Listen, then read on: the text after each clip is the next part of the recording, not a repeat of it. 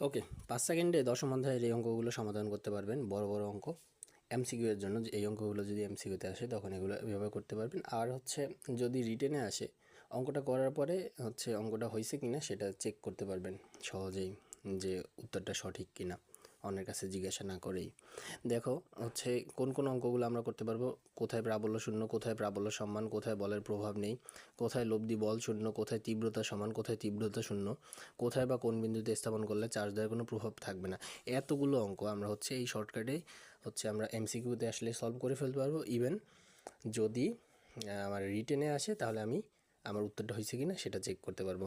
কি করব, চার্জ দুইটা যদি পজিটিভ থাকে তাহলে হচ্ছে ছোট চার্জ থেকে যদি আমি দূরত্বটা বের করতে চাই তাহলে কী হবে, ছোটো চার্জ বলতে 10 কুলম্ব চার্জ থেকে যে দূরত্ব এক্স সমান হবে কি মধ্যবর্তী দূরত্ব ইন্টু রুট ওভার ছোটো চার্জ, নিচে হবে রুট ওভার বড়ো চার্জ প্লাস রুট ওভার ছোটো চার্জ। তাহলে এখানে মধ্যবর্তী দূরত্ব কত, 4 দেয়া 4, ছোটো চার্জ কত রুট ওভার 10, বড়ো চার্জ 20 রুট 20 প্লাস ছোটো চার্জ রুট 10।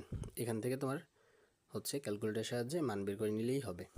এককটা কী হবে, একক এইখানে যেটা দেওয়া থাকবে, মিটার থাকলে মিটার, মাইক্রোমিটার থাকলে মাইক্রোমিটার, সেন্টিমিটার থাকলে সেন্টিমিটার, এখানের এককটা হবে।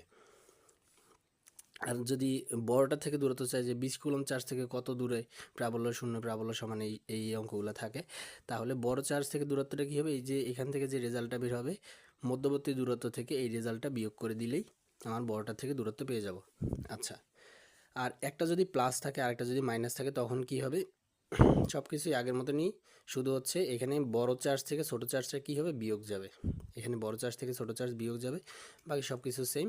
আর বড় চার্জ থেকে 20 কুলম্ব চার্জ থেকে ওই বিন্দুর দূরত্বটা কী হবে, এখানে ছিল -4 - x, এখানে হবে কি +4 + x, মধ্যবর্তী দূরত্বের সাথে ছোট চার্জ থেকে যে দূরত্বটা সেটা যোগ হবে, আর এখানে মধ্যবর্তী দূরত্ব থেকে ছোট চার্জ থেকে দূরত্বটা বিয়োগ হবে। ওকে, আল্লাহ হাফেজ।